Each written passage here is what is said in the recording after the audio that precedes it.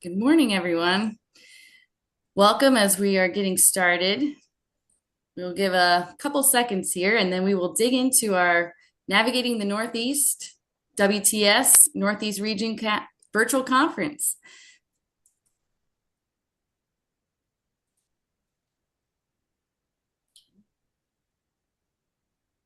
All right. I have 9 a.m. So we're going to get started and hope more people join. We're very excited today to have over 300 people registered for our WTS Northeast Regional Virtual Conference, Navigating the Northeast, celebrating lots of women at the helm of transportation and innovation. We're very excited today. Well, now the slide won't advance. There we go. I am Crystal Ann Deerdorf. I am the chair of the Northeast Regional Council for WTS here in the Northeast. I work for Susquehanna Civil, senior vice president and principal, and have been involved with WTS for over 20 years now. And it's been amazing to watch the growth of the organization and the growth of the region. As you'll see in another slide here, we have up to 18 chapters as part of the Northeast region, and it's been amazing to see how we can all come together, learn from each other, common lessons learned, projects that cross states and boundaries and into Canada. We're excited to have our Canadian membership. So it's great to see the chapters come together for this event. We are hosting in collaboration with ITE Northeastern District, that region. They are helping us with the PDH credits that some of you will be able to receive afterwards. And they've been very helpful with helping us do that. In a little bit, we will have some welcoming remarks by our chair, Bridget Vito, and we have Malika, our CEO, on as well to give some remarks. We're excited to have them here today with us. And I just want to give some couple thank yous here. So I have to look at my cheat sheet a little bit. But my co-chair here in the Northeast region, Lori, has done so much for this conference prep and so much to support. So I definitely want to give Lori Chinoy a shout out here and a thank you so much. We also have our leader for registration. And so that has been Amber Meyer from TPD in the Delaware chapter, and she's been helping keep all 300 and some people's registrations organized. So we thank you for that. And our champion for today and the sessions that we're going to hear, our champion is Amber LaHoy from HDR in Boston. And she's done a lot to pull all of our sessions together, and lots of learning will occur here as we learn across modes. We've got so much representation here. It's been wonderful to see even the diversity of panelists, the diversity of topics, and we're really proud to have this going. So as you can see, our reach of the Northeast region, Canada, Maine, down into the Virginia, DC area, we're really proud of this growing region, and we have a lot of representation here today in the speakers and in our other weeks. Because like I said, this is the first week we're kicking off here, and we have more to come. So I am going to turn it over to Bridget and Malika to give some remarks. Great. Thank you so much, Crystal Ann. Good morning, Northeast Region Council. On behalf of the entire WTS International Board of Directors, I am really thrilled to be here today with you and to officially help kick off the WTS Northeast Region Conference. Special thank you to Lori Chicoine and to Crystal Ann Deerdorf, as well as the entire planning committee. Your tireless commitment to WTS. It's really inspiring, and I'm honored to support you guys as we begin this event. I do want to say the passion and the commitment of our volunteer community is truly, truly inspiring. Knowing that this has been pulled off by all of you that have come together from all of the chapters to make this event, it's what makes WTS remarkable. We are right now at a point where we have 72 chapters across the US and Canada, and regional gatherings like this are vital. They amplify the collective mission that we have to attract, advance, and connect, as well as advancing women in their careers to strengthen our industry. And I just think that this is a true exemplification of our WTS code, which is to always be there for each other. But I want to talk a little bit about the impact and influence. For me personally, this is very meaningful to me as my time as your chair. It's been filled with so many meaningful moments. And I've had so many stories from members about how WTS has impacted not only their careers, but their lives, their friendships, and created these lasting memories. And that's why we are all here. And I want to express my gratitude to all of you for making this a reality. This region council is particularly important to me as well, as this is where I live. I moved to the Northeast in the midst of the pandemic to help my family. My dad has an advanced Parkinson's situation, and we all have advances of phases through life that we go through. But I don't know how many of you have relocated midlife, let alone during the midst of a pandemic, but it wasn't easy. And I credit WTS for the welcome that I received and my ability not just to settle in, but to thrive. So this organization has done so much for so many, and it impacts us in so many different areas. Our mission remains focused on advancing women and strengthening this transportation industry. During my tenure as chair, I've been focused on four key pillars to align with this vision. First and foremost was the reach across all modes of transportation. I'm so excited at the agenda that you have over the coming month and the representation that we will see amongst all modes. A second area was to increase the engagement with our chapter and our members. And I think that has been something that I've seen just such fruition from. We have our largest chapter in WTS represented as part of this region council and others that have continued to grow and to thrive. The third pillar was to grow and add value for small business members. Many people will either work or start their own small business throughout the point of their careers, especially women. And the final one was to ensure the long-term resiliency of our association. To that end, we are currently in a season of tremendous momentum.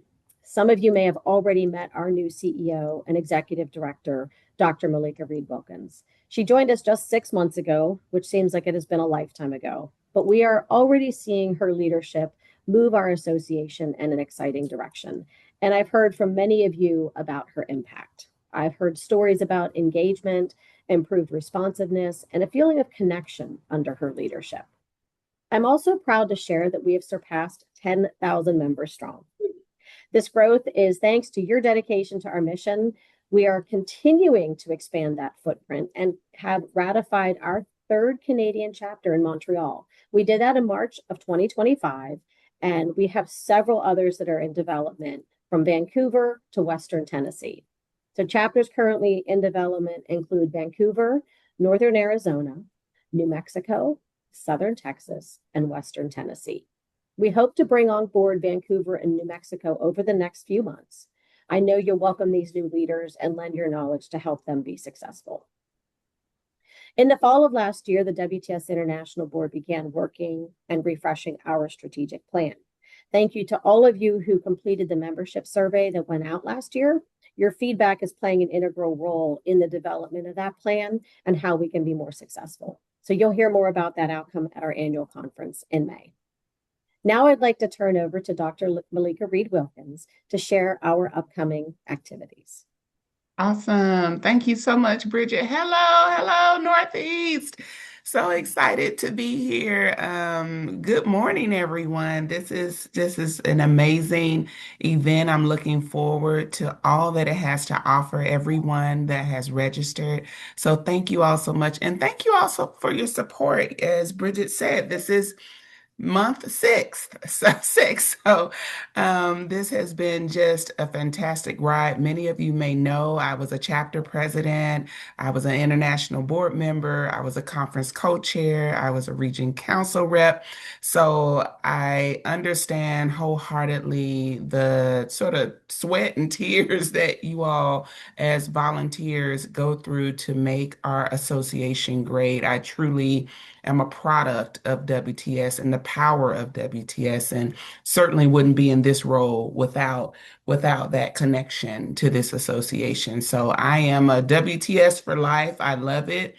It's in blue and orange is in my veins, and I appreciate you all gathering in this way because, as Bridget said, we need you. We need and we appreciate the fact that you care so much about our mission, and you too feel the same way that we do as well. And so, as Bridget said, I know you've heard by now about May in LA with our annual conference. And so we are going to the West Side, if you will, this time.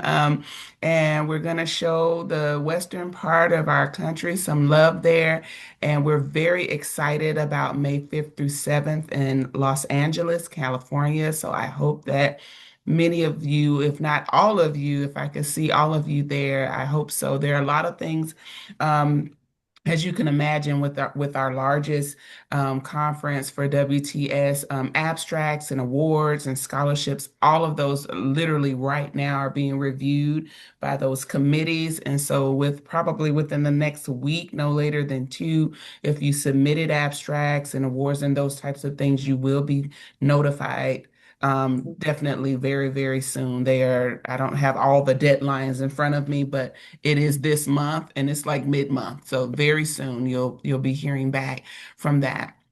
So I hope to see all of you there. It's going to be another record-breaking, I'm claiming it, another record-breaking conference. As you know, Toronto was our largest conference, our first international conference.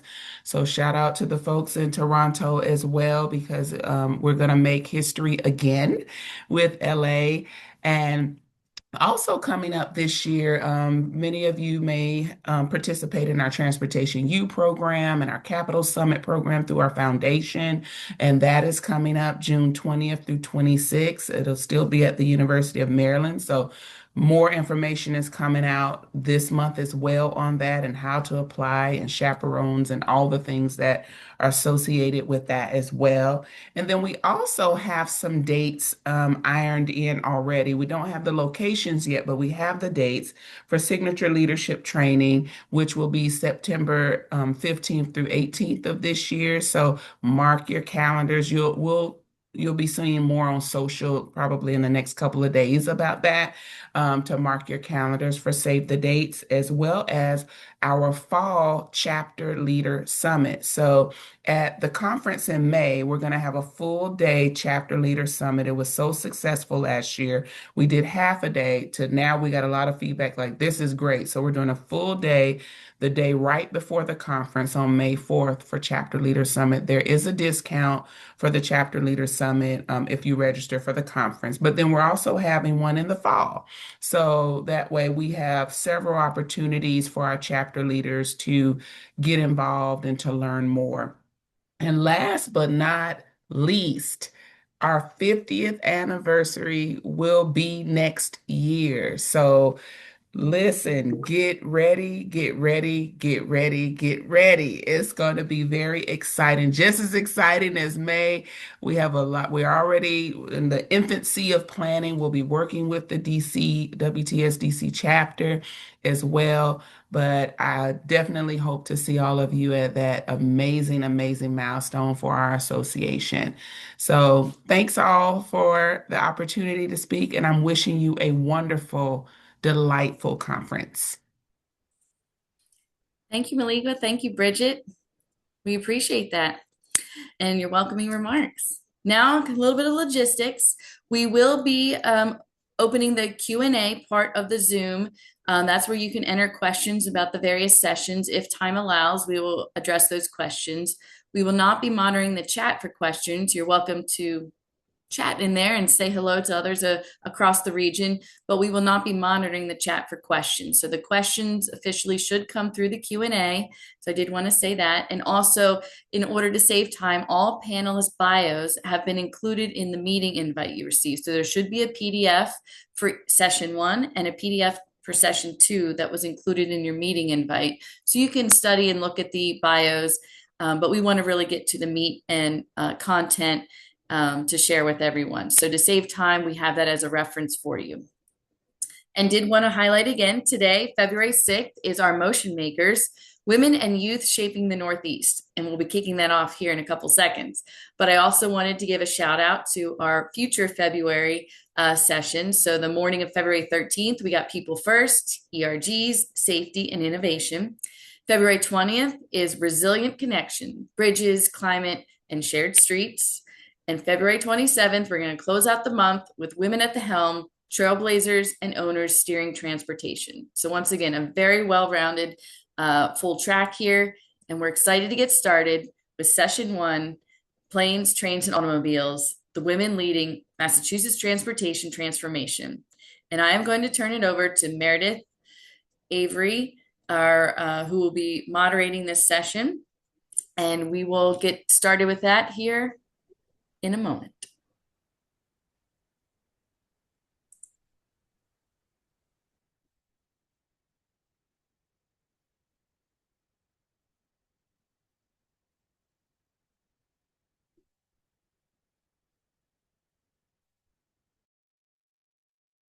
Lori, you're muted. Leslie, great. I was just asking you to set the timer. Thank you so much. Crystal Ann, if you could stop sharing the screen, that would be great. And Meredith, you're up. Thanks so much, Lori. I am so delighted to be welcoming such a large group today, and I think it's going to be a fantastic way to spend a cold Friday morning in the Northeast. But before introducing our exceptional panel, I'd like to briefly introduce myself. My name is Meredith Avery. I am a regional manager with BHB based here in Massachusetts, and I have over 3 decades immersed in the transportation field in my career. And those of us with over 3 decades don't talk about specific numbers anymore. We just say over 30.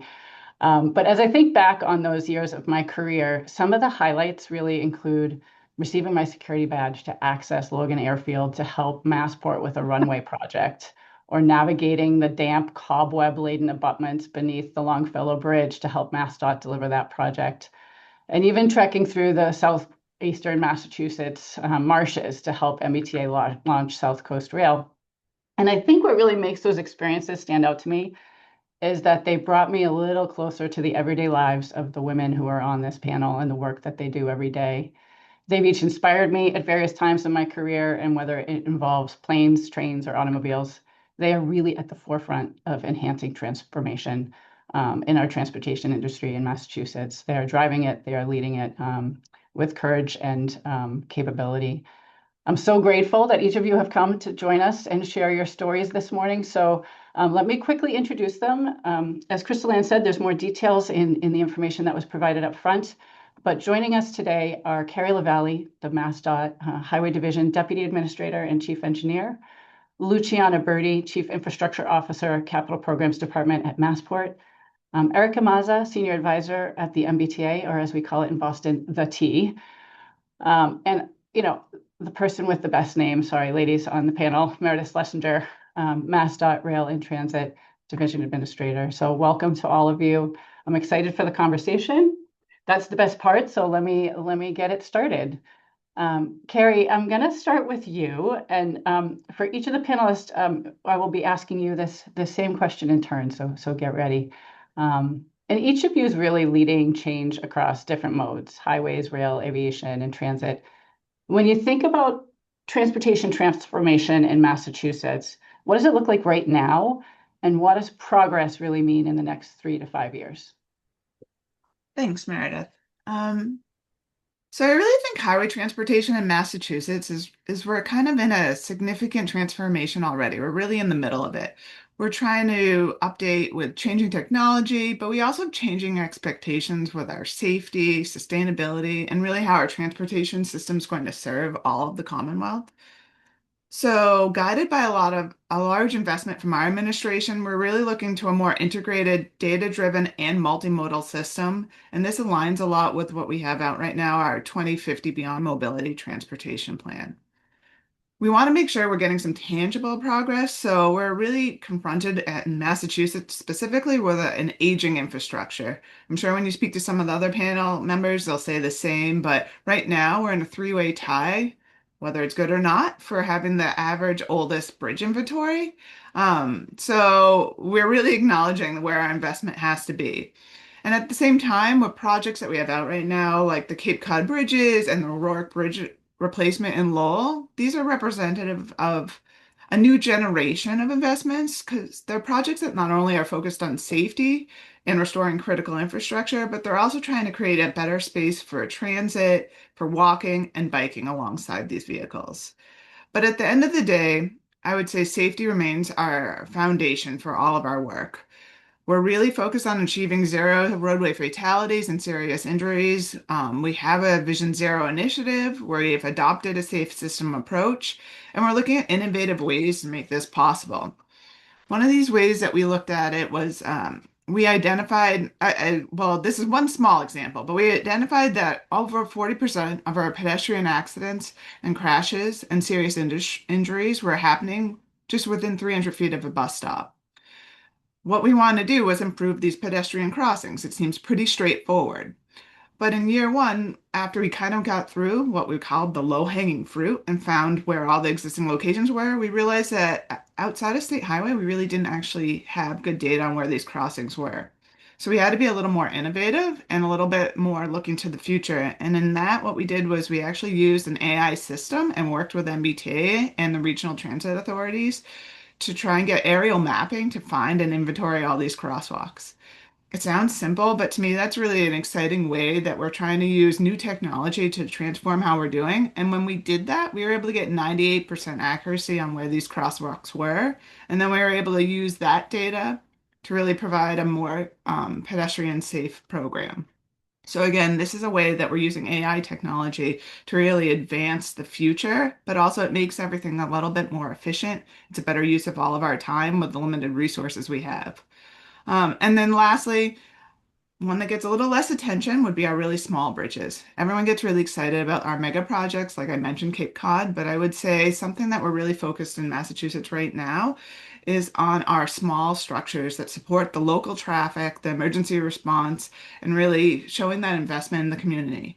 With that, our administration just recently pushed for fair share investment, which again is really focused on transportation improvements, not just at the large areas, but at the urban, suburban, rural, and gateway city communities alike.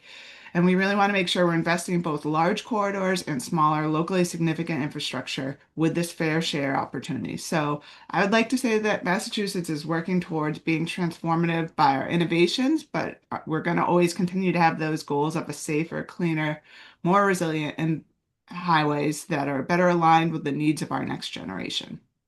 And I'll hand it Great. back I to you. love that we're 5 minutes in and we're talking about AI. I think that's fantastic, Carrie. And I know that's such a big topic for all of us in the industry. And I know it's going to be more and more of what we discuss as we go forward.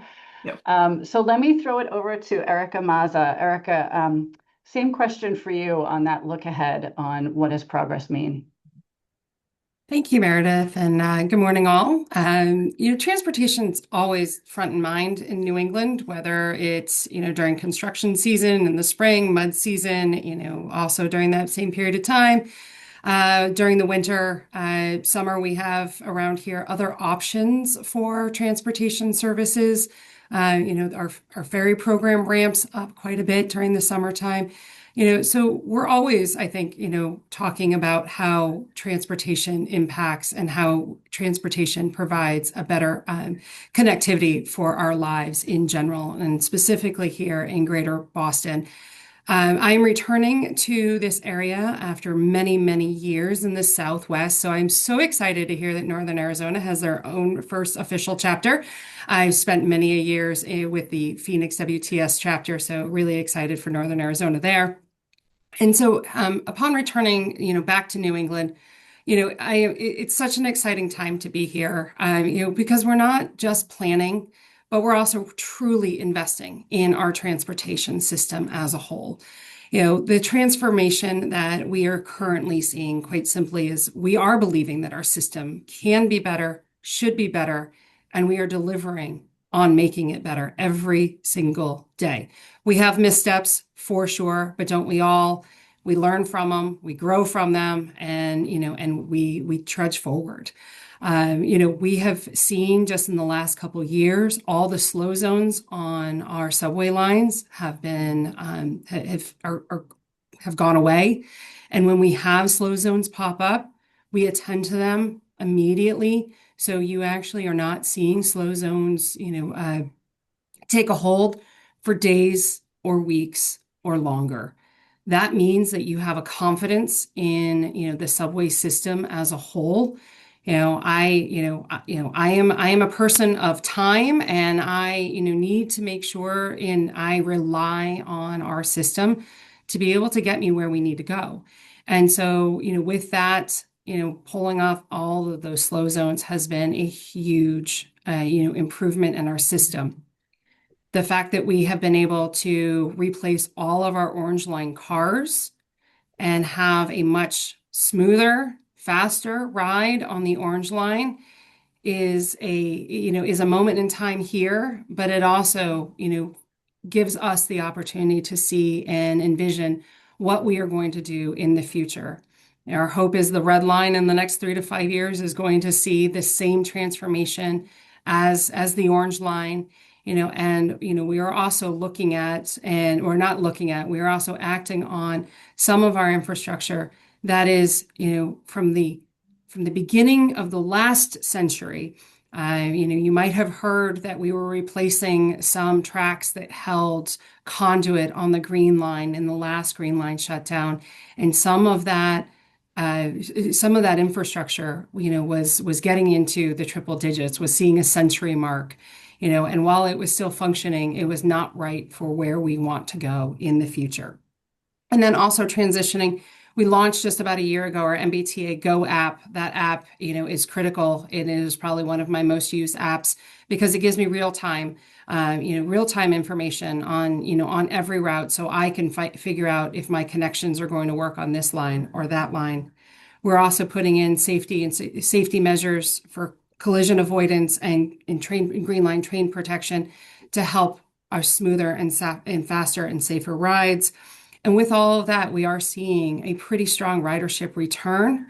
We are, I think we're in the number 2 or number 3 in terms of ridership returns for the major systems across the country. So, that is a huge testament to the work that we are doing. And, also not so much on the AI front, but we are using drones now. And we do have drones going into culverts, small little drones, are on little flotation devices. So we can actually see inside of culverts and see what the functionality of those culverts are. So in closing, what are we looking at in the 3 to 5 year period? I hope more of the same. I hope we're continuing to lean in and we're continuing to do better and to do more. But then I also hope that we do have better, more stable federal, continuing on with our stable state funding and other funding. Where else can we find new funding sources? We're continuing to build on our work, as I mentioned. Our rail cars are modernized. We're no longer planning for regional rail. We're riding on it, experiencing it, and growing from it. And we have not only a stronger connection within the MBTA, but we have a stronger connection between our cities, our RTAs, and across state lines. Eric, I think I speak for every subway user when I say thank you for getting rid of the slow zones and making that happen. That reliability is foundational to this transit being relied upon by thousands and thousands of people a day. So that's a huge achievement for your agency for sure. Meredith, sticking with rail for a little bit, I'll ask you the same question on kind of where is transformation going? What does progress look like for you? Thanks, Meredith. And it's really exciting to be on a panel with this group of women and also with another Meredith because we know that doesn't happen very often. Rare, yeah. So, it's interesting because when we talk about, Carrie talked about transformation and being sort of midstream here. And I really do feel like that's also true of the intercity rail program in Massachusetts, where when I got here 5.5 years ago, we fund Amtrak state-supported service in Western Massachusetts. There were some studies going on about could we do east-west rail? And through a sort of fortunate confluence of events, all of a sudden, a lot of things that people sort of dismissed as not being possible, like east-west rail, like these connections between Boston and Albany, or more north-south service between Greenfield and Springfield down to connecting to New Haven and to New York. That was all really academic. And so it's been really transformational that again, we have another, I've started in the Baker administration, in the Healy-Driscoll administration, that the commitment to rail has continued and has continued at sort of an even faster pace. And so the fact that all of a sudden the IIJA funding became available and that CSX was merging with Pan Am Railways, the Class 2 railroad here, And they own a lot of the territory that we need if we were going to operate passenger service. So we don't necessarily always get to control our own destiny on the intercity rail side. We are very dependent on our partners. But because of the money and sort of the circumstances with CSX, we were able to all of a sudden be they were much more open to allowing passenger service and partnered with us to apply for a grant to start inland route service between Boston, Springfield, and New Haven as sort of a phase one of being able to go all the way from Boston to Albany. We've gotten federal money. That money's been obligated. It's real. And that work's begun. So we're going to have new 2 daily round trips between Boston, Springfield, and New Haven in 2030. Those will be Amtrak trains. The Commonwealth funds those. And, not only will that offer a new opportunity for to travel around the Commonwealth particularly for folks in Central Mass, it does offset or provide some relief and resiliency for the Northeast corridor. While the current administration has made a lot of that funding more challenging than it otherwise might have been, there's going to be a lot of work taking place, and we know that the shoreline is a challenging territory to maintain service over both construction and climate change consequences. So, we're providing some resiliency there too. And the nice thing about rail and sort of through the FRA structure is that you can add service incrementally. So the whole thing doesn't have to be sort of done and then the maximum service level. So our plan over the next 5, 10, 15, 20 years is as we build out the infrastructure, and again, it's really our partners building out the infrastructure with our funding in most cases, that we're able to add service incrementally. And so we're really excited as of today, we supported Amtrak in their application for new fleet for our existing services in Western Mass and for this new inland route. So these new trains will be coming online, and we supported that with basically multiple other states so that we would have a regional fleet that we could use. So it won't arrive overnight, and hopefully the grant application is successful, but we are also really looking to work with our partners about where we can maximize investment versus just, funding that on our own would have been really, really challenging. So we're using we also applied for a grant application to build out a maintenance and layover facility in Springfield to help support this service. So I'd say over the next 3 to 5 years, we're really looking to, just implement the things that are sort of in flight right now and that we know have a lot of support and can move forward, and look for opportunities again to partner with CSX on making improvements, and partnering with Amtrak on service changes so that we can, make travel times more efficient, adding capacity for future growth, and really setting ourselves up for success over the long term. It's such a great project, and the number of stakeholders that had to be sort of negotiated with on that. I love what you say. All of a sudden, we were able to do this. I think that's a very humble way of saying the incredible work that the agency and you have led in making those collaborations turn into partnerships. Right, your language is about partnerships with them, and I think that's such an important part of how we move transportation forward. And that project is such a great example of it, in the future work that you're doing with rail. So Luciana, Yes. I'm gonna combine this question with a little bit of the follow-on innovation, because I know Massport is very future focused. You guys have lots of innovative ideas. So I'm gonna give you a 2-for-1 punch with the question on, what does progress mean to you? Sort of what transportation transformation is happening right now? And specifically, when we focus on innovation, looking into the future, kind of what is Massport looking at, and how are you embracing innovation? Yeah, so I'll touch upon both questions. And first of all, I want to thank you, Meredith, for inviting me here with all these awesome colleagues of mine. So it is, and I'll try to tie both questions. To me, progress means looking differently at the same problems and try to find a creative way to resolve it. My ideal, I'm a very idealistic person. So in my ideal future, all of us continue to work together. We just finalize a strategic plan, and we touch upon the collaboration that is needed with DOT and MBTA. In my let's say my dream will be an integrated strategic planning effort, because every time I sit down, I sit and I put myself into the customer, into the client, customer seat, our guest. It's the same guest that goes through roads, goes through buses, goes through T to get to a plane, to fly, to go somewhere. And my ideal future will be a future in which there is a seamless transition between all of us, and the experience is the same no matter what you do. That requires a lot of work. It requires everything that we are doing, but with an additional layer of what do we do together, really seeing it. Oftentimes, I believe we still are in that things. That's what Massport does. That's what the T does. That's what DOT does. In reality, does and I lived in my.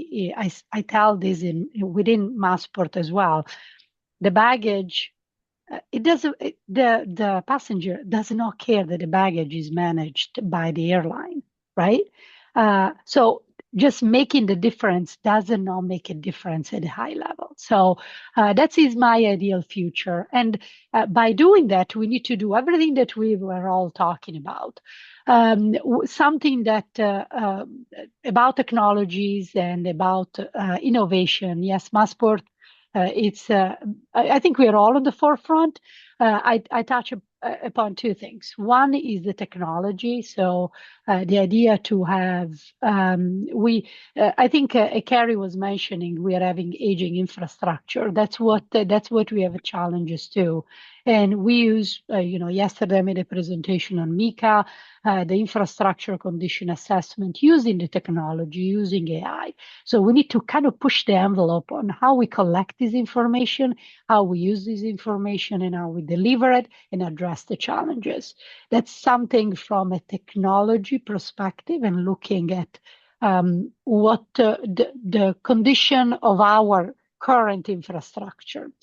Then the other one is the future, something that the CEO, Rich Davis, really pushing on, and I think it will be a great success, is the remote terminal. The remote terminal, it's one of these things that kind of challenges everybody, because the remote terminal we're piloting starting in June before FIFA at Framingham, and then we are in the design and construction. We just on the RFQ for the CM selection for the large only remote terminal in Braintree. That will be a huge transformation. When I talk to my friend, and I will be the first one, if I could avoid going through security, Logan, even if I hear every day, I'll do it.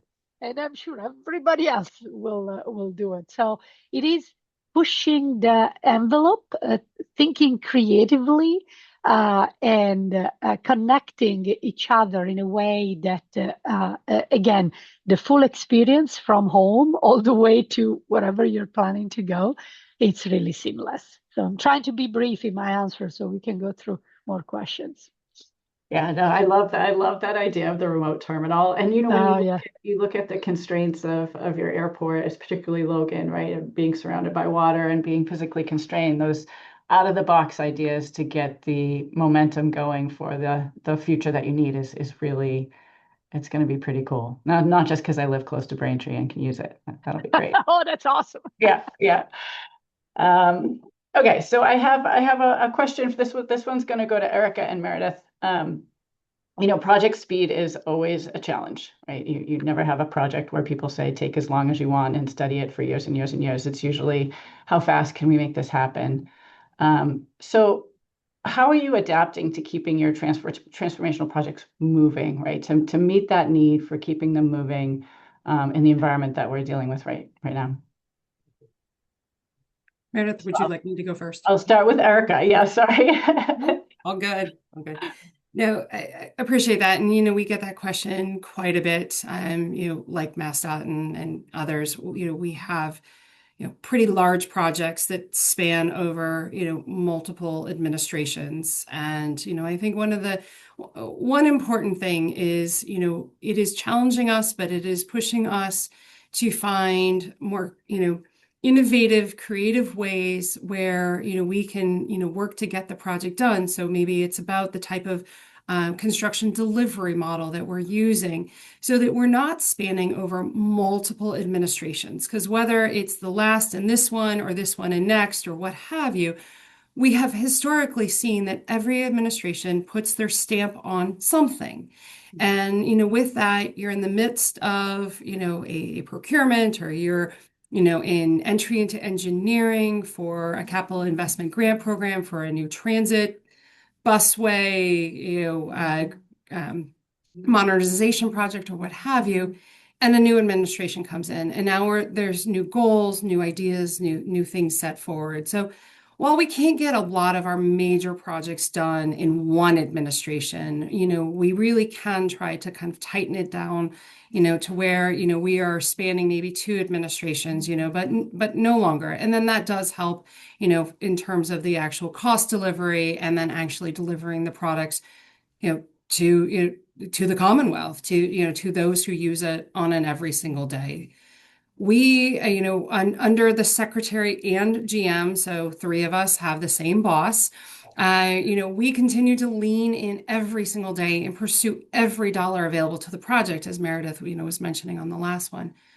And the thing that I appreciate most, having come from USDOT, is that our secretary is maintaining really strong relationships, whether it's with the administrator of FRA, FTA, FHWA, the secretary himself, Sean Duffy, and those conversations, whether it's on a stage, whether it's in a room, whether it's on the phone, are incredibly important for us to continue moving, our projects forward.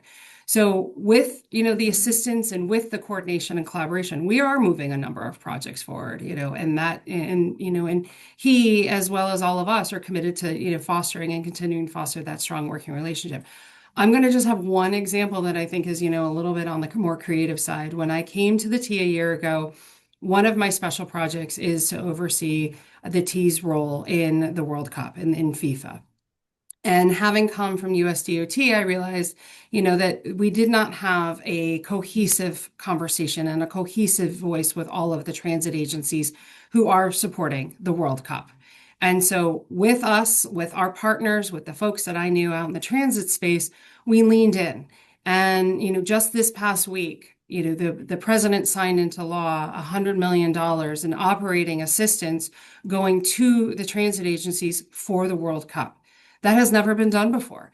And to say that, we got more transit funding in this administration, operationally focused, at 100% federal share, never thought, if people did not think that that was going to be possible. But it's the relationships, it's the coordination, and it's talking to a variety of folks who understand that transportation is important today and tomorrow, and having it be personalized. Great. That's a fantastic story. Meredith, anything to add on sort of how you keep things moving? I'm going to just pick up on what Erica said about the relationship aspect, because particularly again for rail and transit, where we are, we're not necessarily the owner of the infrastructure that we are developing, where we're running passenger service. Like those relationships are really critical. And, it really is a sort of over time, can you get to the point where the negotiation around, getting some additional funding for a project from, say from your host railroad, from CSX, or from Amtrak, about how to get to solutions, that instead of having that be a protracted negotiation, where getting to the point with CSX where I could call and be like, hey, we want to do this, flyover in West Springfield, that'll help you, it'll help us on East-West Rail. Rather that being like a year-long negotiation, which is what it would have been sort of when I started, that was a kind of a big sigh. And then okay, we'll get it done. And so being able to use relationships to sort of cut down that, and having that trust to cut down the amount of time and the back and forth that it takes. I'm from DC. I moved here at the beginning of the pandemic from DC. I worked at Amtrak and I spent most of my career doing federal policy. as Erica said, when you have those prior relationships at FRA, at FTA, at On the Hill, being able to sort of quickly surface problems. And, it's helpful that, some of the people that I sort of grew up with in transportation are now, say, the transit authorizer at the Senate Banking Committee. So we were able to, work together to flag that, let's get Draw One obligated before the end of the prior administration. So I think we talk a lot about technology, and I think all of those things are really important innovations, but to move things faster and new and just finding ways to cut down on paperwork and back and forth. So much of that is helped by having, knowing who is in a position to be able to be helpful and being able to kind of get everyone invested in solving your problem. And being part of that solution. So those relationships become really, really important. And I think as we are in this uncertain funding environment where, and again, rail is always uncertain, there is no trust fund for intercity rail. And the advance appropriations included in IIJA are, have been risked a lot. How do you get everyone to feel good about the work that you're doing and want to help sort of be part of the solution than be a roadblock? And that is a hard thing to do, but it's sort of, that's the only way forward while we're sort of wondering what's going to happen. Good to know. So, but before I pivot to the next question for Carrie and Luciana, I want to open it up. This is such an important topic, this kind of how do you keep things moving? Do you guys want to add anything to the conversation before we pivot to the next? Okay. No, Meredith, for me, it's okay. Okay. So it's not lost on me that so much of what we've talked about so far has been about relationship building and collaboration and partnerships and kind of looking for opportunities together. And it's such a great thread through what WTS is about, right? In trying to help us collectively move forward, particularly with women in an industry that historically was male dominated, right? We know when I first started, I was often and the only female in the room for many, many, many years. So, as leaders, right, pivoting away to kind of thinking about your leadership and how you help other people. How do you sort of build resilient teams and open up pathways for other, and what practices do you use to help you build that? And Luciano, I'll start with you, and then Carrie, I'll ask you to opine a little bit too on what you've done. Yeah. So now I in some way I lived it on my skin. My position, I'm the first woman in my position, and in Massport history. So before me, I'm an architect, and I'm a woman. There were engineers, male, always been in my position. And I felt on my skin the uncomfort of everyone else around me, to the point that someone who's, I think he had the nicest meaning behind what he said. He said, we're not really sure that you were going to be successful. I'm like, are you kidding me? But you prove yourself. Good thing you were, Luciana. You were sure. I know. Yes. I know, but I'm like, you prove yourself. Yes. That means a lot. It means that still in 2020, that's when I got this position, we women need to prove ourselves. She's wrong, by the way. So I'm like, awesome, thank you. Again, this person had the nicest meaning ever. I don't take things personally, but so, and I have two daughters, so I'm a big advocate of women. I do celebrate women in construction, International Women's Day, which I've been celebrating since I was like a little baby in Italy. What I learned in these 5 years is that at the beginning, I was trying to imitate this man. Mm. And obviously I was failing because so my recommendation to all the younger is just don't even try. Embrace yourself, embrace your unique, I call them superpowers, right? Each of us has our own superpower. Understand which one are your superpower, and then trust the team that you build with you to complement you. Me and my predecessor are very different. I'm not saying that I'm he was better, I'm better. We're just different. And different is okay, as much as, and we bring different qualities, different superpowers to the authority, to the industry. And we need to acknowledge that there is an adjustment for everyone. So um, my suggestion, my recommendation is just be yourself, be, and don't apologize. Don't be apologetically, oh, I'm different. This is it, right? This is what I care, and this is what he cared before me. Uh, so, and then build your internal confidence. So this is my way of seeing Carrie. Hi. So for me, I'm in a unique situation where I've only ever worked at the what was Mass Highway, now Mass DOT, which has been good and bad. And I would say as a whole, the administration has changed over time and what we have. But I also feel like I've had the opportunity while working in the industry, which is, as you said, male dominated, but also specifically in highway. I've had lots of supervisors, and from what I've really focused on in my leadership role is trying to build strong, resilient teams by having a lot of transparency, a lot of trust, and a lot of feedback. And when I say that, what I mean is I think to me it had always been frustrating when decisions were made from above and not really explained down. And I really feel like teams seem to understand when they understand the why of a decision and they've been trusted with kind of the how of it, then I think they're more confident and also they feel more engaged, right? Like they understand where you're coming from. They might not be happy with the why. They might not be happy with the guidance you're giving them, but I think having that transparency and having that feedback back and forth creates a team that can be more resilient and can kind of move with the different changes that they're getting from everyone.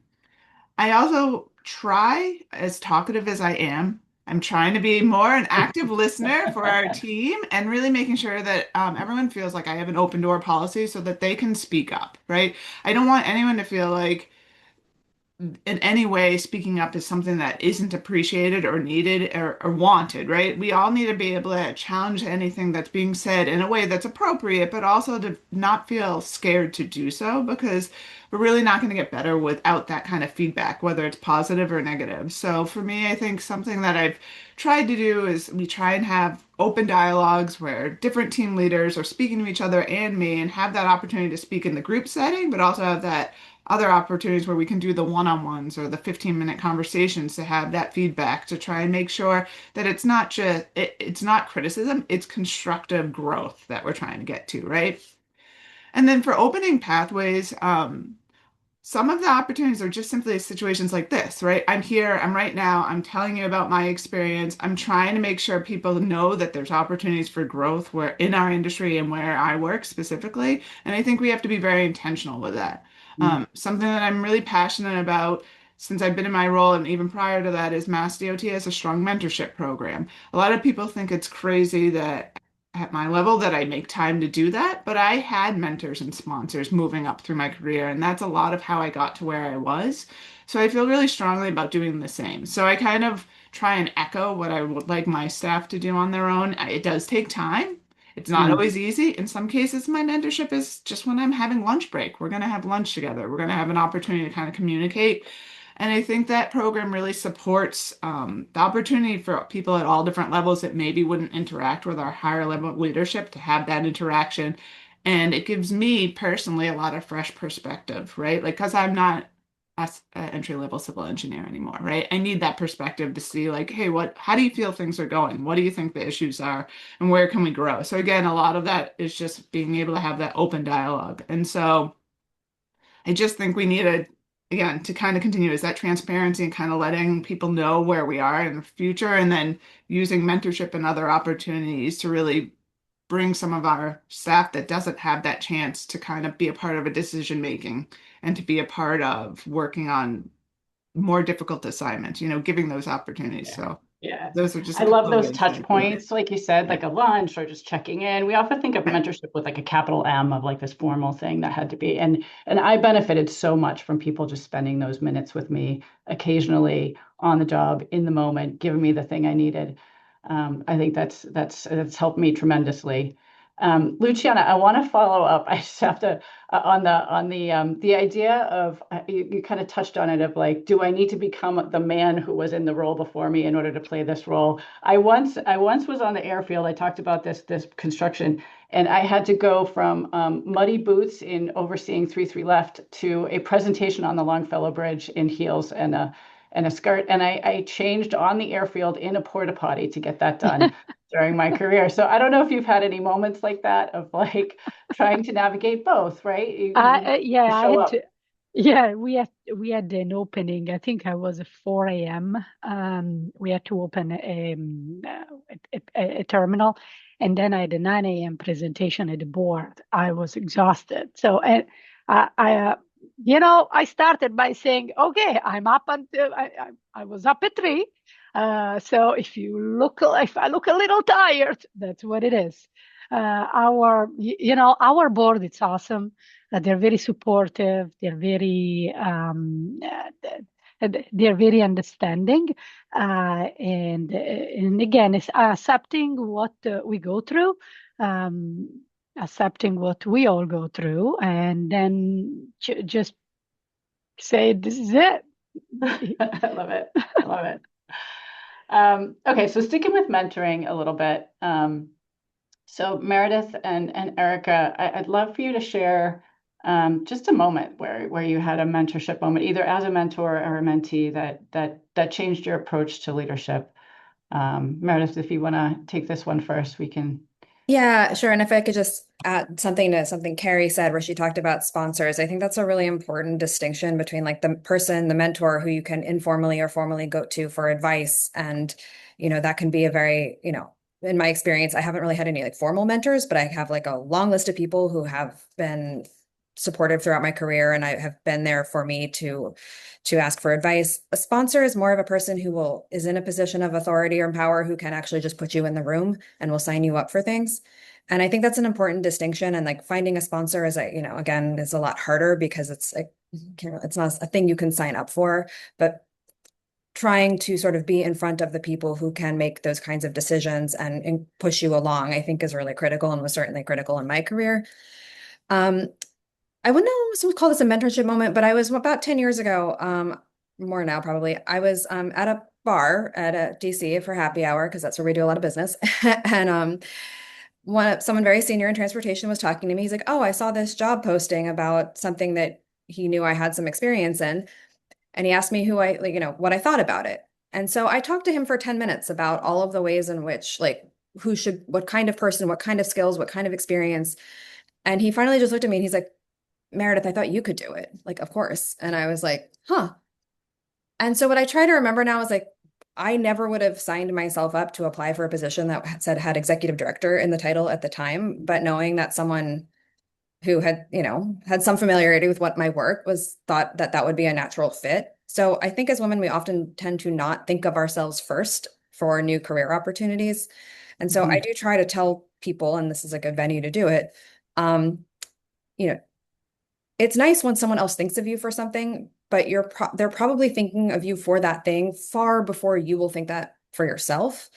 And so there's, I think, a way where I like to sort of take this opportunity to say that, you may not think you have enough experience to go for something, or you may not think you have 100% of all of the right skills, but you sort of don't know. And most men are not going to be worried about maybe they don't have one skill set or one type of experience on the job listing criteria if it is such a job. So like having a little bit more confidence in our own abilities. And so that's something I do like to this is a good opportunity to share, because when I had that question at the bar, I was like, oh, I could think of, this makes me think of my career in an entirely different way than I had up to that point.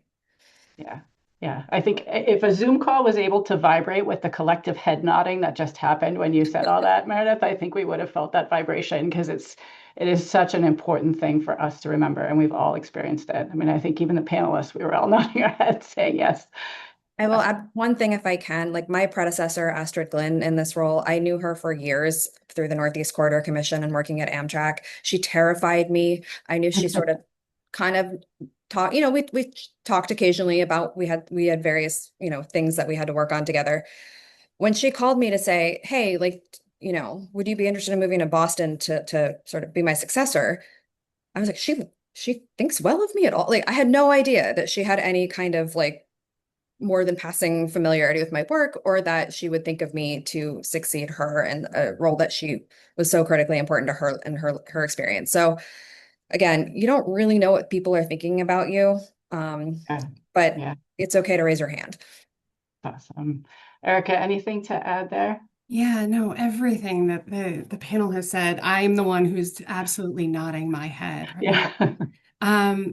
So one quick thing there is, and I was like off on the side trying to Google, there was a book that was put together by 5 very influential early transportation leaders, boots on the ground, flats in the boardroom. Yeah. My mentor, Mary Peters, she was one of the authors. There's folks that you all know very well who came through the doors in Massachusetts who are also in this. And there's lots of great nuggets in there. It's a very tiny read, but it's something that sits, predominantly, on my, in my bookcase, and I pull it out every once in a while. So that I hope it's still in publication, and you can go from there. I was thinking back to, examples and opportunities and such. I just want to go off of what Meredith just said, and it was actually the opposite, because we don't know when we are mentoring people as well. Mm-hmm. And so through this whole past year, working on this FIFA federal funding, I've been working with a group of just incredible individuals. Some individuals who, are, in the first 5, 7+ years of, into, their career as well. And just how we carry ourselves, how we stay curious, how we talk, how we deliver, how we engage. This woman called me up a couple nights ago and said, thank you.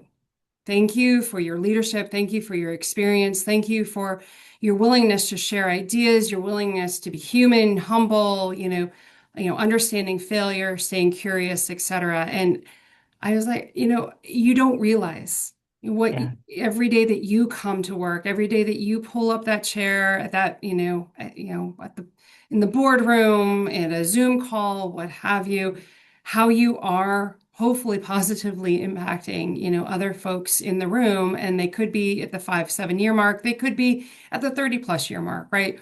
And that was, I think, a very humbling mentoring experience, because it wasn't sought. It wasn't planned. And yet, the impacts were probably greater than, if I took her, I said, come under my wing, and, I'm going to teach you everything I know. And so just that subtlety of that kind of work, and thinking back to a lot of the informal mentors, and I appreciate the sponsor piece, because that is critical, but there's so many informal mentors that were there for a season, and it was the perfect season for them to be in your life, and then they go off and do other things. Love it. That's fantastic. So as we come into our last minutes here, this is the speed round, 30 seconds or less. What if our audience takes one action, right, inside their agency or their firm to advance transportation, what would you want it to be, or what advice would you give them? And again, just a 30-second sort of top of the mind answer. I'll let you guys I can decide. start with what was very successful to me in many situations. If you really have done your homework, and you really believe that there is an idea, something that really speaks to you, even if everybody else is against, just go for it. And the worst can happen is that you learn, which is never a bad thing. So even if whatever idea does not succeed, but you learn from it, is a success. So do not be afraid. I remember in 2004, I was talking about BIM, right? 2004, 20 years ago. I had people putting very inappropriate cartoons plastering everywhere at DCAM continuously. I could have just let it go. And I endured. I thought it was the right things to do, and some way that's why I'm here now. So just just just go for it. Go for it. I like it.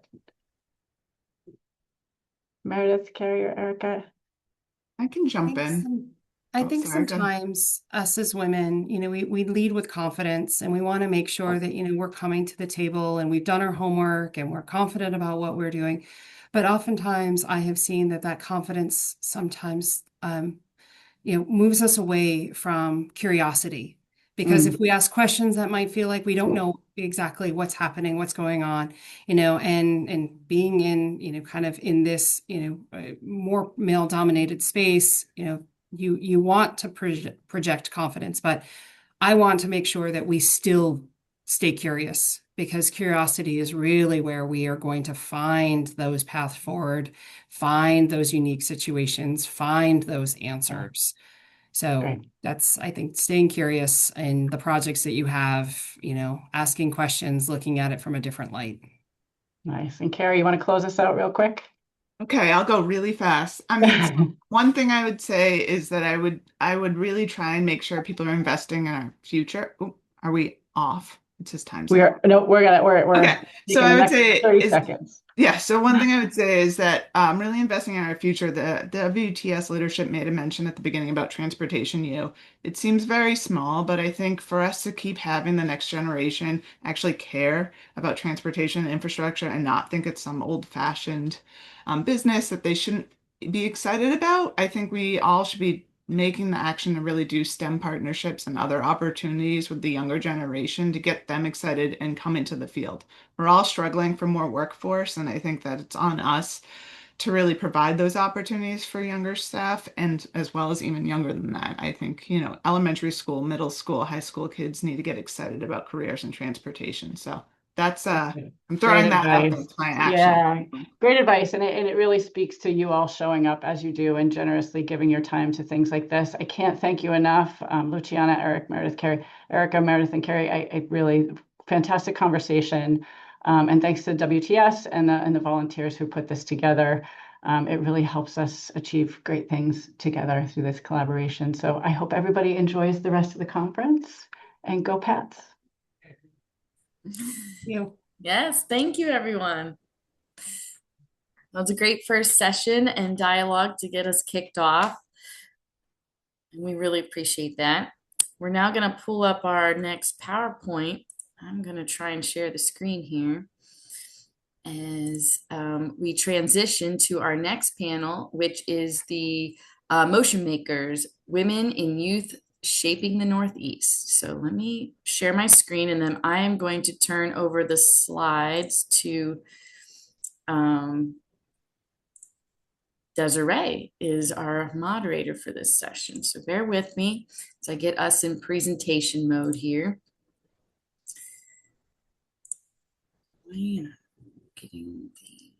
Switching the view. Don't worry, I'm figuring this out. Okay, there we go. And now I'm going to give Desiree, who is going to kick us off here as I get to our slide here for session 2. Desiree Gazzo from HNTB. Are you? I am going to try and share remote control with you. Okay, great. You should get a note saying that you are able to take over the switching of the slides. Oh. There. That wasn't me. So that must have been Okay. you. It's working. Thank you so much. Right, thank you. All right, wonderful. So good morning. It's still good morning, I think. So good morning, everyone. Thank you so much for joining us today.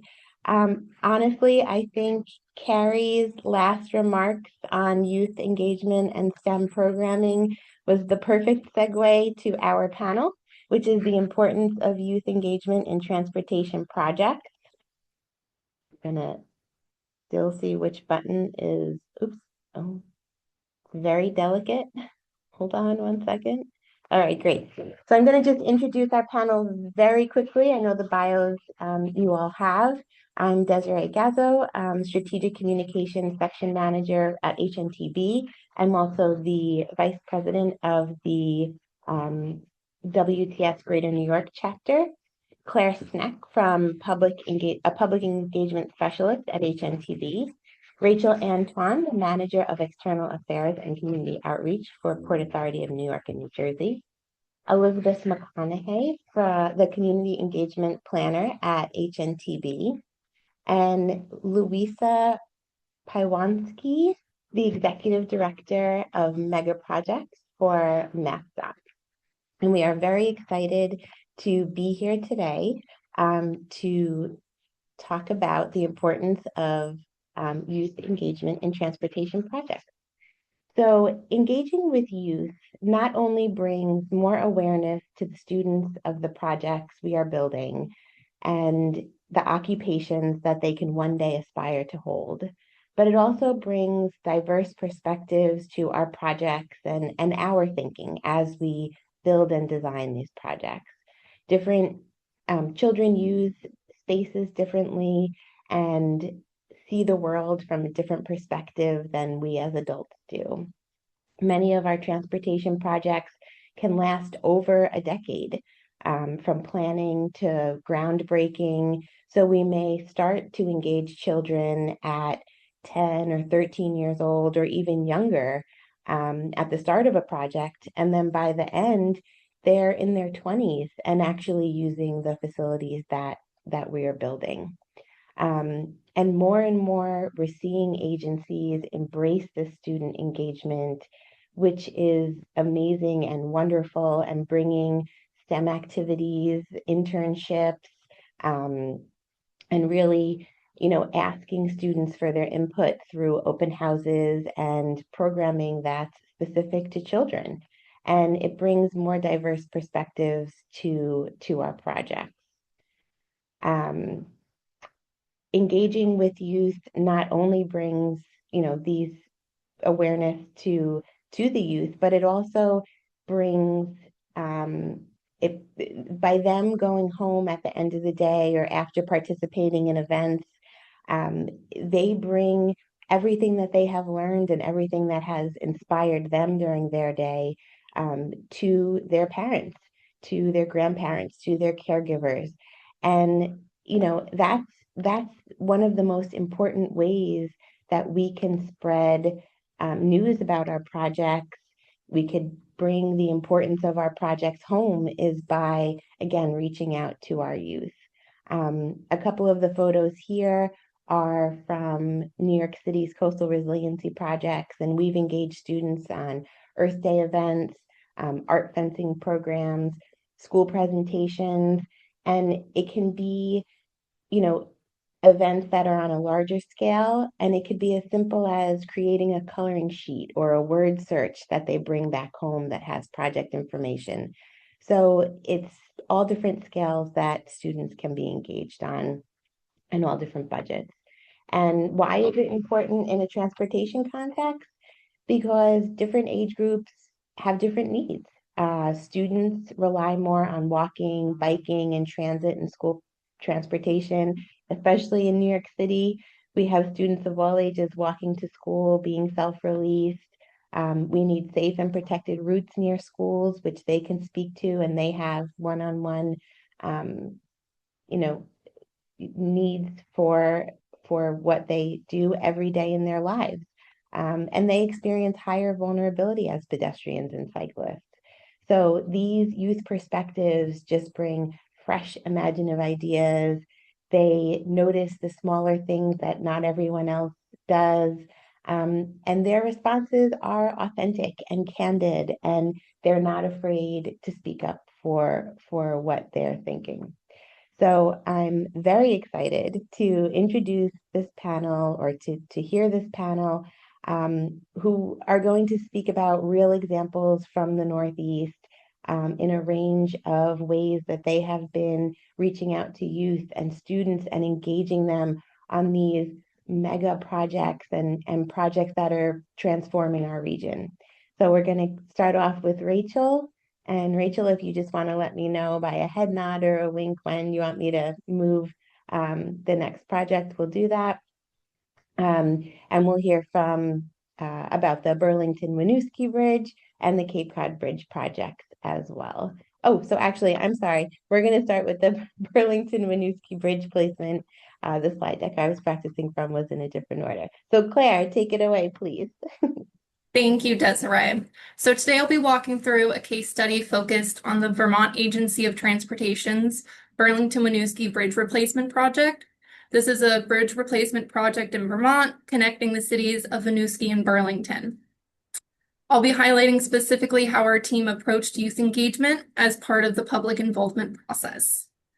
So in partnership with the Winooski School District, we designed an in-school engagement session with a focus on introducing the project, gathering input from students on bridge aesthetics, and helping students understand the project relevance to their daily lives. We also highlighted STEAM careers and the range of roles involved in a project like this by letting the project team panel explain a bit more about their role in introductions. Students received take-home materials so they could share the project with their families, helping us extend that engagement beyond just the classroom.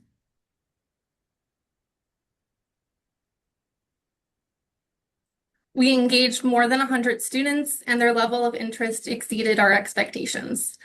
Visuals were a big hit. The renderings of the proposed bridge, which you can see on the screen there, were a big hit, and the graphics really helped make the new bridge feel real to them. The students especially connected with the project scale once we translated the cost into comparisons like 1.3 million video games or 100,000 iPhones. Safety improvements were really big for the students for biking and walking, since many rely on those modes.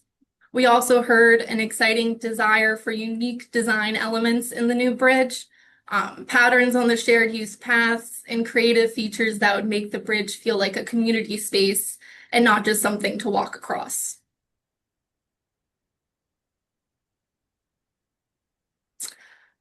This wasn't just a presentation, it yielded meaningful data.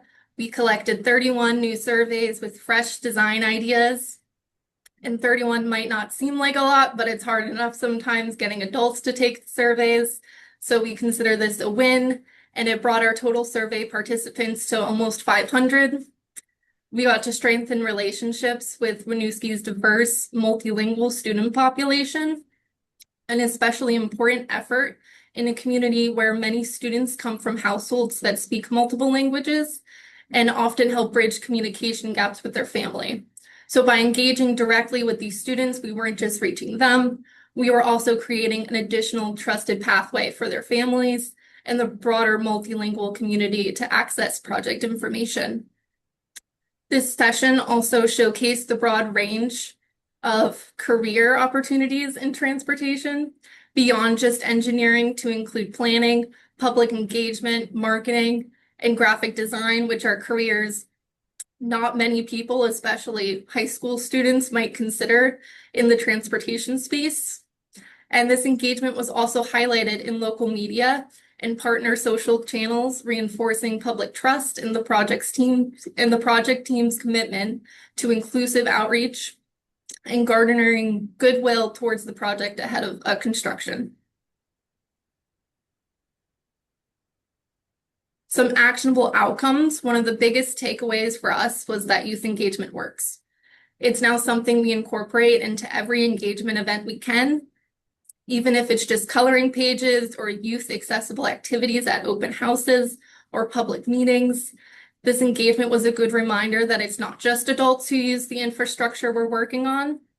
And the overwhelmingly positive response from students, teachers, and partners validated our approach. It demonstrated that young people want to be part of planning decisions that shape their communities, and it energized our project team as well. Seeing such authentic enthusiasm reinforced the value of youth engagement and affirmed that our outreach efforts were making a meaningful difference in the community that we were working in. Great. Now I'm going to hand it over to Rachel, who is going to talk about the JFK International Airport Redevelopment Project. Thank you so much, Desiree. Good morning, everyone. I'll walk you through how youth engagement is being intentionally built into the $19 billion redevelopment of JFK Airport. We can go to the next slide, please. I am trying. Okay. Is this the right slide, Rachel? Yeah, the 'Cause one I previously, the previous one back. Yes. Okay. Awesome. Yeah, there we Thank you go. so much. So this slide reflects the scale of what is currently underway at JFK Airport, which is a $19 billion transformation to deliver a world-class airport. Currently, we have completed the expansion of Terminal 4 and Terminal 8, and we have had some great success stories from there. The major work that is fully underway is Terminal 1, which is a $9.5 billion redevelopment of Terminal 1. Terminal 6, a $4.2 billion project happening there. And we, the Port Authority, we're supporting the roadways and utilities project at $3.9 billion. So from the outset of the project, the Port Authority or terminal developer partners and our elected officials have been really helpful in making sure that this size of the investment of the program is supporting the local community. So that means from the inception of the project, the expectations have been shaped on how the community wants to see the development, but how youth are being engaged and built into this project. So I'm really excited to really talk about our community development program. Next slide. So Youth Initiative sits within the Community Development Program, jointly developed and supported by all of our private partners in the Port Authority of New York and New Jersey. This work is guided in consultation with the JFK Redevelopment Advisory Council, which plays a critical role in shaping priorities and identifying real needs around the community, but particularly for youth in the surrounding community. So as part of the redevelopment program, there is a dedicated community funding across 4 platforms: business development, career and workforce development, environmental stewardship, and education. So we are making sure that through these 4 priorities that the youth are also being involved within these projects too as well, intentionally, as we are moving through this redevelopment of JFK Airport. We can go to the next slide, please. So based on our previous one. Yep. Thank you.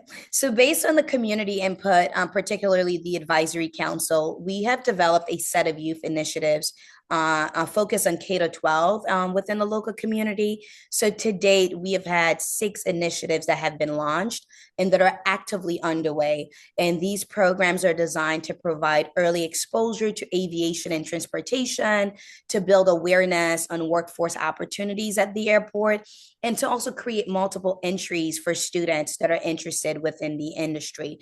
To date, we have spent about $3 to $4 million across these 4 initiatives listed there. So I'll walk you through each initiative and share how we are measuring their impact across the project and how it has been benefiting the local community. So the very next initiative is our Aviation and Aeronautics Academy. It introduces local youth to STEM concepts connected to aviation, aeronautics, as well as airport management. So this program is delivered in partnership with York College, which is a local university in Southeast Queens, deeply rooted to the advancement of the local community. So over the past 2 years, more than 2,500 students have completed the program, and we are seeing an increase of awareness of aviation careers and strong engagement in STEM and aeronautics and aerospace. We just recently launched our application for the spring cohort that is starting February 21st. We have received over 432 applications, and out of that, 350 students are brand new students. So as we are bringing this project forward to the local community, we are increasingly seeing new students, but there is still a need within the local community on this initiative. So by connecting the students to a global industry in a local institution, not only that you're exposing them to the to early college opportunity. A lot of the students, they're very excited to be in a college classroom for the first time. So not only that we're fostering students within the realm of the infrastructure and in transportation, but understanding that many of these students, it is their first time in a college campus. So it's really great to see the sustainable workforce pathways that we are creating. Next slide, please. Girls in Aviation. So Girl in Aviation is an annual event that we host in partnership with Women in Aviation International.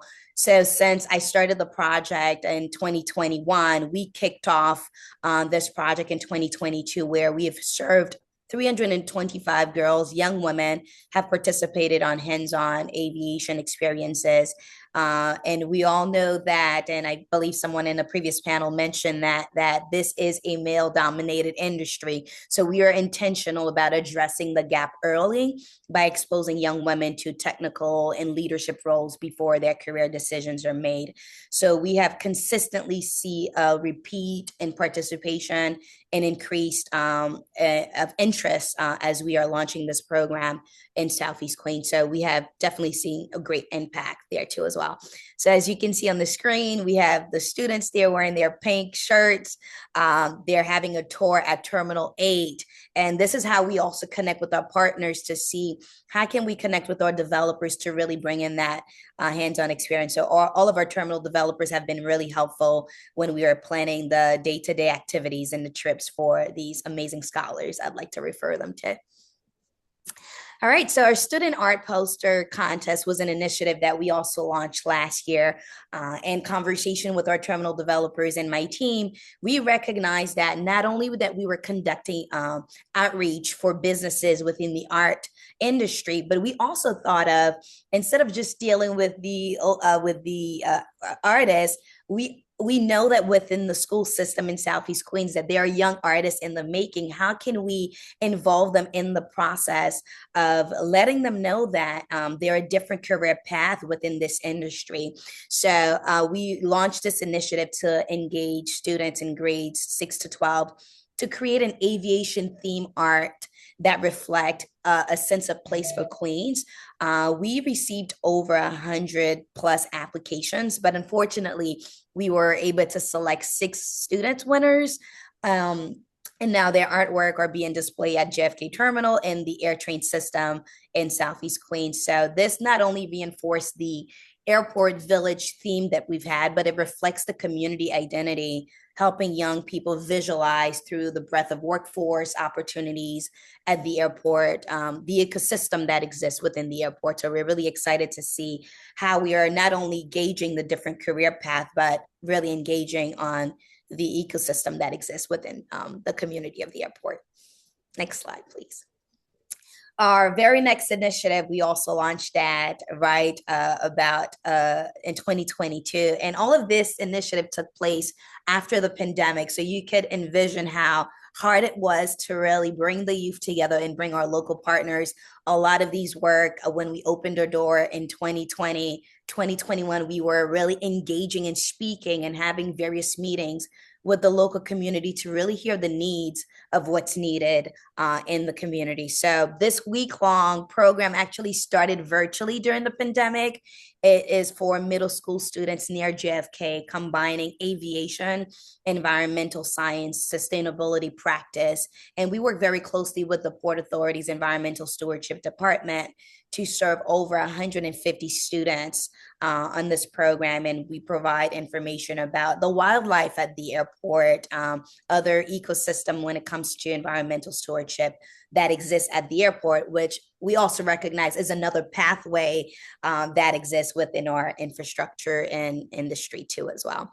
So what you are seeing on this pictures are the Port Authority, Police Department, and the fire department really exposing the students to what takes place.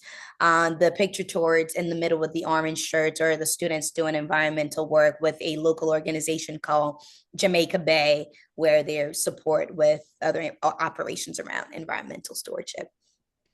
Next slide, please.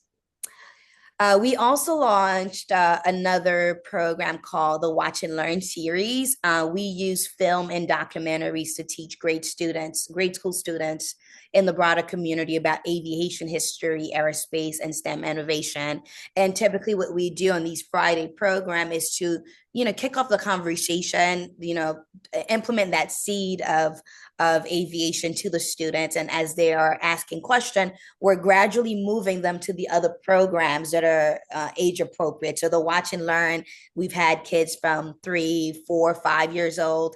And the next semester, we watch them grow into our sustainability program, to our girls in aviation program, and hopefully to our high school program, which is the Aviation Academy. So we're really creating a pipeline through not only business, through environmental stewardship, as well as in the career workforce. So we're really excited for this one. This one's much more fun because they get popcorn, they watch movies, they make cotton candy. So it's really important to see, like, through other creative avenues, how we can spark the interest to bring more folks within the industry and engage the local youth. Our last initiative is our internship and our youth employment opportunities. We also offer internships and volunteer opportunities that are paid for high school and college students. And many of these participants, they gain exposure to airport operations, engineering, community relations, and compliance work that we do at the airport. Some of the success stories that I've gotten to see through this project, through my time for the past 6 years on the project, we are now seeing some of our students working on major infrastructure project with our terminal developers. So they've left us and graduated to work with American Airlines on massive compliance work, helping to do airport operation at Terminal 4. So we're not only seeing the fruit of our labors, but we're seeing how the pipeline is being created. So sadly, I just lost one of my intern, Ed Frusan, EJ. He's now working with Terminal 4 about 2 months ago. So now we are recruiting. If you know there are students that are interested, please feel free to send them my way. We are actively recruiting for another intern for this spring semester.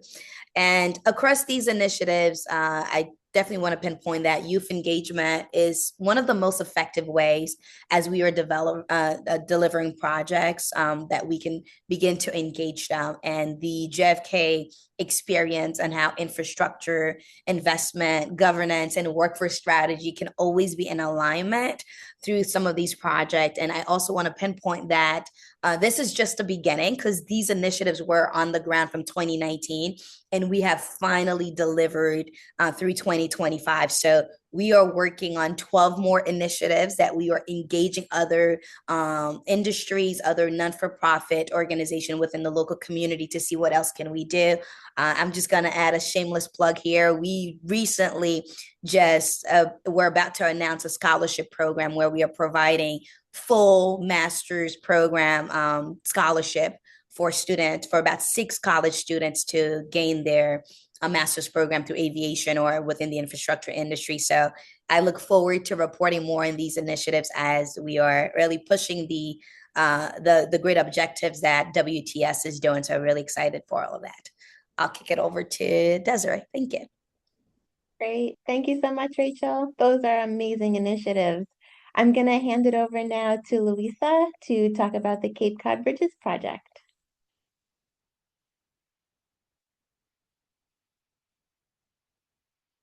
Can you hear me now? Yeah. Magic Perfect. unmute button. Okay. Hi, everybody. I'm Louisa Piewanski from Mass DOT, responsible for delivering the Cape Cod Bridges project.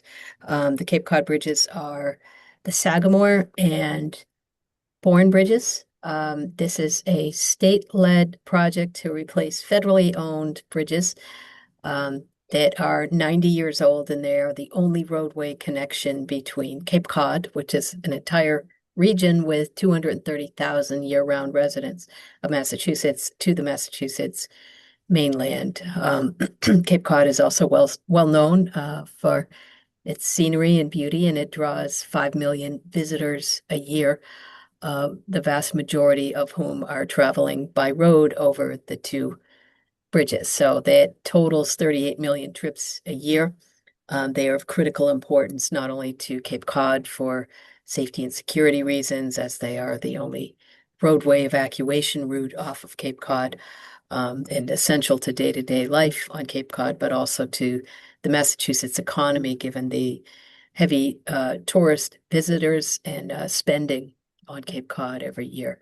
So our project is a $4.5 billion project to replace both bridges. We work in partnership with the federal government, although it will be led by Mass DOT. Our goal is to improve safety, reliability, and system resilience with new roadway connections over the Cape Cod Canal.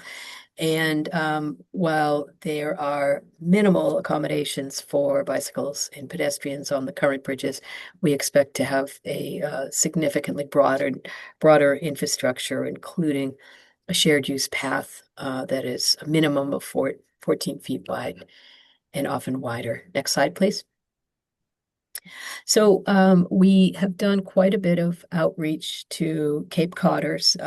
We focus on a broad array of audiences, but we have been talking internally about intensifying our youth outreach. There's been quite a bit already through open houses and the like, but it has occurred to us that children on Cape Cod are going to grow up with an 8 to 10 year construction project, and that they will be telling their kids and grandchildren that they saw those new bridges go up. So we want to give them something to talk about, to understand what's happening all around them.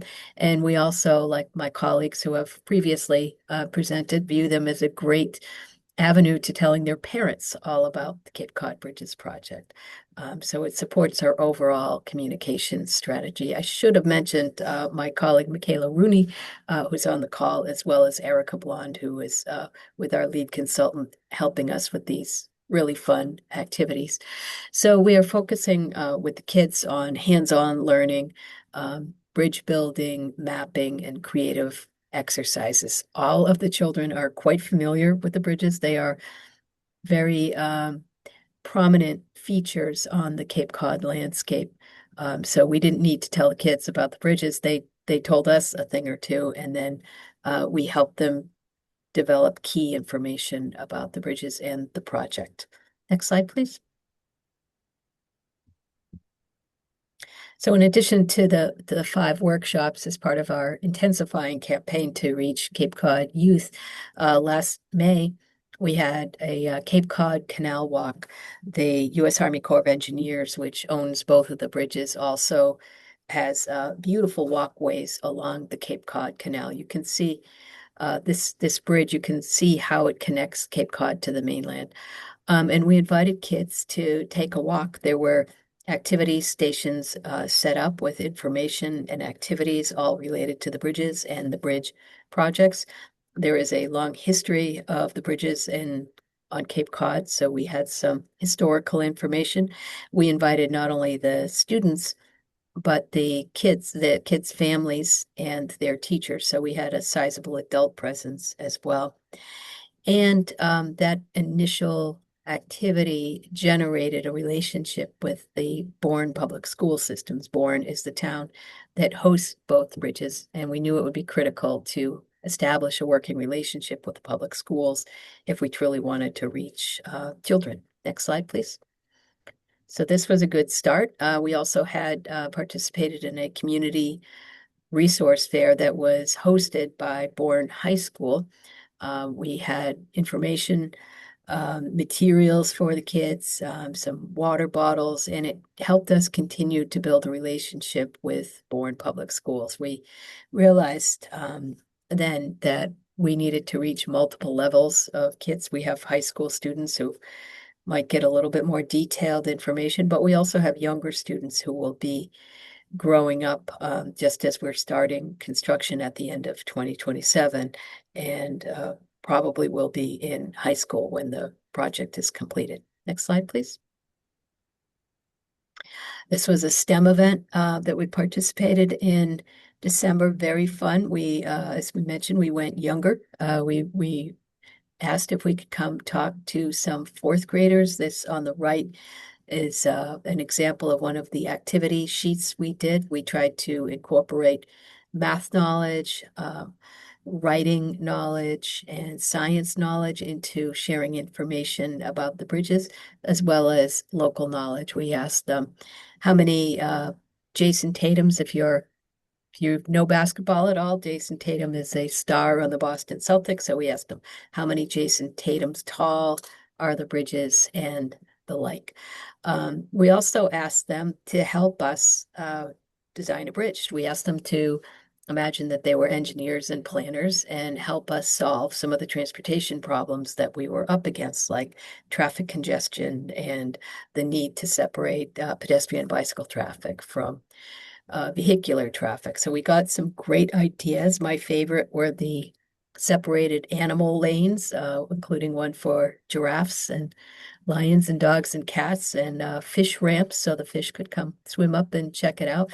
But they were super creative. They asked excellent questions and made it clear to us that they're well aware that a massive bridge project is coming their way, and there was a lot of curiosity about what to expect. That helps feed into our future planning as we design upcoming events. We do have additional events planned. The Bourne Public Schools liked the individual fourth grade class presentation so much that they asked us to speak with other fourth graders and as young as second graders. And we'll continue to do some outreach to the Bourne High School community as well. Other communities, including Plymouth, just south of there, have expressed interest too. So we expect word to spread as we get closer and closer to starting construction and it becomes more prominent in the local media landscape.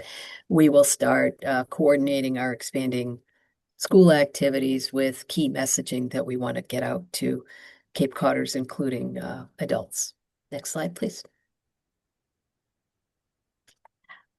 I think this is for all of us to talk about lesson learned, so I will stop here, but thank you for joining today. Great, thank you, Lisa. So just before we wrap up to have a period for questions, some of the lessons learned from the case studies, what works. Children love hands-on interactive activities. It can be, again, as small as somewhere for them to color or write or draw, but breaking up presentations with activities will always engage the students more. Meeting youth where they already are at schools, fairs, open houses, or again, even when you're at a community board meeting and parents have to bring their children there, those are also great places to have youth-friendly information and coloring sheets at, asking specific, tangible questions, showing clear connections to their daily lives. So really gaining an understanding of where they are, where the school is located, how it relates to where the project is, and how they are maybe using the space, where the project is, or like Louisa, how they are using the bridge and engaging with the bridge before going to speak to them is important. That preparation, breaking down the complex topics and using examples from their lives, collaborating with community partners, the more diversity that you could bring to the table, again, using the community partners who understand the community, sometimes more, and building that trust through them is a great way to strengthen partnerships. Also what works, I know when we were presenting for our Esker to Your School presentation, during the presentation, we had a slide that said, shake it out. And we would let the students kind of just breathe or like wiggle, or so that they could take a step away from the presentation, and then we would kind of wrangle them back in to continue, but it allowed for that pause for them to kind of move around without, being nervous about it. And then what to plan for.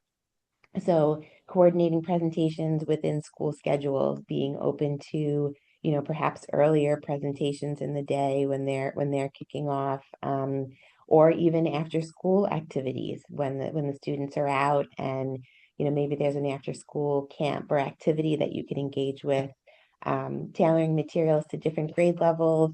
If the colors are a little more sophisticated than in the school presentations, you want to pop some bright colors in there, so really making sure that you're engaging students where they are, using clear youth-friendly transportation language. Again, having a presentation that says shake it out, or, questions and comments, just really meeting them in the terminology that they are. And practice these presentations in front of children before you present them at the school. I practiced the Ask Her to Your School with my 8-year-old, and he gave feedback, so we should do the same here before we're presenting at schools. And then just again, keeping these ongoing relationships with the students and administrators. If we build a strong relationship with them, as Louisa had mentioned, they will, speak to other professors and educators, so that way we could expand the programming to other schools in the area. Um, and youth engagement can start small. Again, it doesn't have to be. Rachel is so fortunate to have the programming that she has at JFK Airport, but not all of our projects have that. So you could start again as small as just having activities at public meetings, partnering with existing programs, and just implementing ideas into something that's already existing. Um, and inviting students to project sites or design workshops. If they have to take a field trip, offer the school to have a field trip to the office and do it there, so that way you don't have to rent a space, or it's still within the school time. And always ask youth how the projects are affecting their lives. Ask them questions and prompts. And, I find it funny that students may not speak to their parents that often, but when you engage students as a stranger, sometimes they just open right up. It's happened to me on the subway a couple of times and sitting next to children. So never be afraid to engage them and ask them questions, because I think they certainly will respond. So we have time for questions, which we're very excited about. I want to thank our speakers, and we have our contact information here. Thank you, Rachel and Claire and Louisa, and special thanks to Elizabeth, who was instrumental in pulling this whole presentation together. She has been absolutely amazing in keeping us all on point. So I just wanted to thank everyone. I think there is a question or two yes, Elizabeth, I am finding it difficult to find where the questions are. So if if you want to jump on and lead that, that would be great. Or Lori, thank you. Yes, hi. Christine McLaughlin from FPA asked, how do you initialize contact with students through teachers, parents, existing connections with organizations? I find it hard to get a lot of interest and trusted outreach. Good question. I could just start off, and I would say we have relationships with elected officials, and that has often helped create those connections to students and schools. Rachel, go ahead. Did you want to? Yeah, I can take that to Desiree's point. Our project is quite specific because we have a community that is heavily involved, especially around the realm of politics. So when we first started, we developed an advisory council. One thing I would definitely advise everyone whenever we're having this project is to ensure that at the inception of the project that we're setting the tone. So the advisory council, we were intentional. We have elected officials on that board. We have churches on the board, community board members. So we have different stakeholders within our local community. And whenever we're sharing our information, they help share it with their and constituent too as well. But internally, what we have done, our team, we have dedicated our interns or our dedicated team members. We go to the local schools. So when I first started on JFK, I called it the JFK Roadshow. I would go to all of the community board meetings and present and obtain the information and share my contact. I would go to all of the schools in Southeast Queens and connect with the principals and especially the parent coordinator. So we find, and we are consistently building our database. So we have all of the school information. We have all of the different schools, and we also work with the bar president too as well when it comes to the they have a larger board for all of the schools in Southeast Queens that we connect to. So I think when it comes to that, you also have to be present too in the community. There's reaching out, but there's also seeing your face. So going to the local schools, the different activities that are happening, tabling is really helpful too as well when it comes to outreach. But the key point that I can point out to you is being on the ground, and they need to see who you are before they could start responding, at least on our side. I would just add as well, the Burlington-Winooski Bridge is co-owned by the cities of Burlington and Winooski. So we have great working relationships with the cities. And while this particular engagement kind of came about because the Winooski School District is part of our project advisory council, the cities as well, or municipalities, usually hold really good relationships with the school districts and individual schools. So utilizing your own existing relationships and seeing who people know can be really helpful. I would add to that, getting an understanding of the local landscape before plunging in is really helpful too. We reached out to school administrators. I should have mentioned Elizabeth as well. She's been fantastic working with us. We love having her on our team. But we reached out to school administrators, but also state representatives who have close relationships with local and school officials. Municipal officials also have these relationships. So getting an understanding of how they relate to one another and being open by being present in person wherever you can. We've had people come up to us and say, "Can you appear here?" Or "Glad to see you're reaching out." You know, we've got a group. We are not there every day, so relying on local contacts is really important as well. I just want to point out too, on my LinkedIn, there is an E after PAIE. I realize I have a shocking number of vowels in my last name, but if you want to reach me through there, just add an E.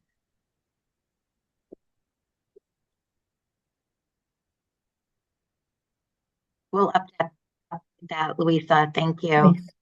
We have another question. It's regarding the JFK project.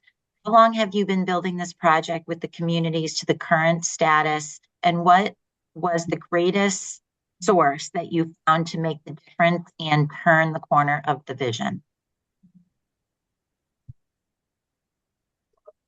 Okay, awesome. That's a great question. So when we started, it was in 2017. We also started at LaGuardia too as well, where our former Governor Cuomo, he launched this study. And when we did that, we started working with the local community, and what the community demanded was an advisory council to be formed. So from 2017, before we officially launched the project, there were conversations with our elected officials, our local churches, like I've mentioned earlier, and all of the community stakeholders, and that's how it took shape. But to answer your question, the greatest source is the advisory council that we've built. We also meet on a quarterly basis. Every 3 months, we report every single information that we are doing from a construction perspective to youth engagement, to businesses, to concessions opportunity, to the artists at the airport, to local workforce, MWBE numbers. The community, they demand all of that information. So every 3 months, our advisory council is coming up in March. So everything that we do, we share those information and they surely take it back. So that's one of the greatest source I've seen for the success of this project was the build out of the advisory council to really turn this vision into what it is. So I would strongly suggest to take note of that and really apply it, even if it's on a small scale, really before you even lift a ribbon cutting or break ground, really have that team on the ground.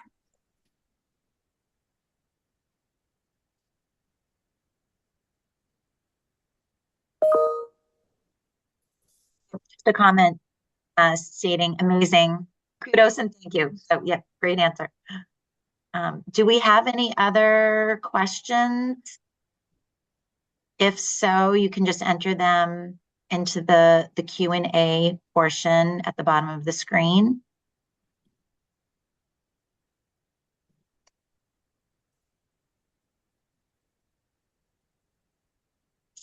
I think that might be a wrap. I'd love to ask Rachel, how big is the advisory council and how long has it been in existence? So the council, it's about 44 members. We have about 17 elected officials in the advisory council. It is co-chaired by our Congressman, Gregory Meeks, as well as a Queensborough president. So we do have a co-chair on the council, and they surely hold us accountable for the work.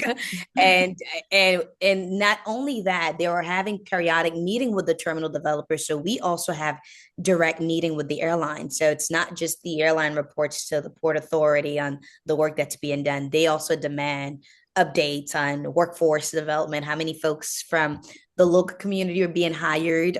They're questioning our concessions opportunities. They're questioning everything. And it could just be the nature of Queens, of how heavily involved we are politically. But the council consists of 44 members, and they are all active. Just to provide a little bit more of information, they not only attend the meeting, the advisory council is also divided into the 4 components that I mentioned earlier. We do have quarterly meeting for each committee.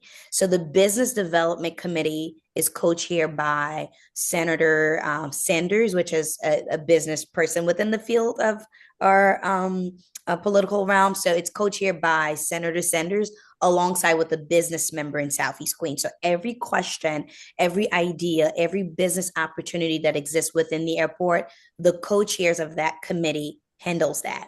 For the educational component, where our youth initiative, actually, we are building that out, it is co-chaired by the college president that I mentioned earlier, as well as an assembly member named Alicia Hyman. She's the chairperson for the Assembly on Education. So we're really intentional that the leaders that are within these specific industries are co-chairing the initiatives that we want to move. So it would have been a lot on me and my partner Akshar to really develop these initiatives. So we really trust them to move with us too as well.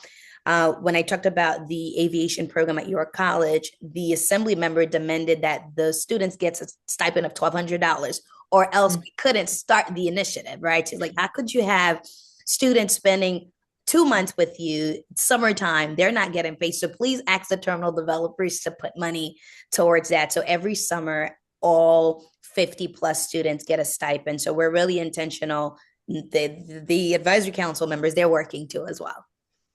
Thank you. And we do have a couple more questions.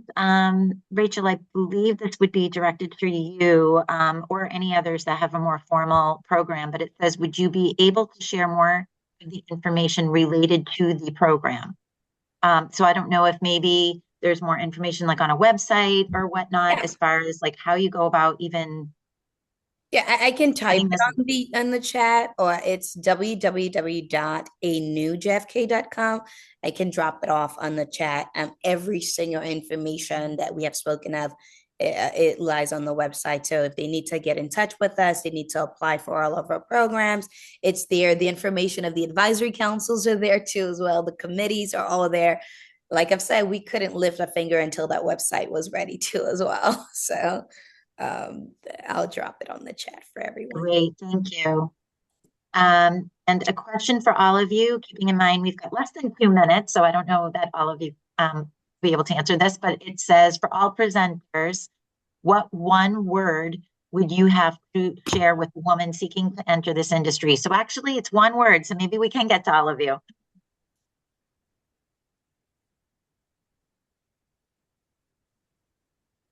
Anyone want to go first? I'm going to go with the be authentic, which is 2 words, but be authentic. Yep, authenticity. Yeah, Authenticity. yeah, great. I'll say persistent. Yeah, That's great words. I would say passion, because loving what you do will help you get through the hard days when you have to rely on your persistence and authenticity. great point. Yeah, I can say presence. You have to be present when it comes to these type of work. You want to earn their trust, so presence is key. Great. So we have less than a minute. Desiree, I didn't know if you needed to wrap anything up or. No, we are good. I think we are all grateful that, we had this opportunity to present Again, the contact information we provided, and if you have any questions, please don't hesitate to reach out to us. We would love to share all the experience that we have with anyone who's interested. And thank you so much, WTS, for having us. Thank all of you ladies. And now I think Crystal Ann had just a few closing remarks. Yes, just wanted to make sure we everyone can tune in again for our future sessions as we showed before. So you should have links if you registered for multiple sessions to continue joining. And once again, thank you to Lori and to Amber LaHoy, who was doing a lot of work behind the scenes to help today run smoothly. And we appreciate all our panelists and speakers and information learned across the Northeast and our transportation field.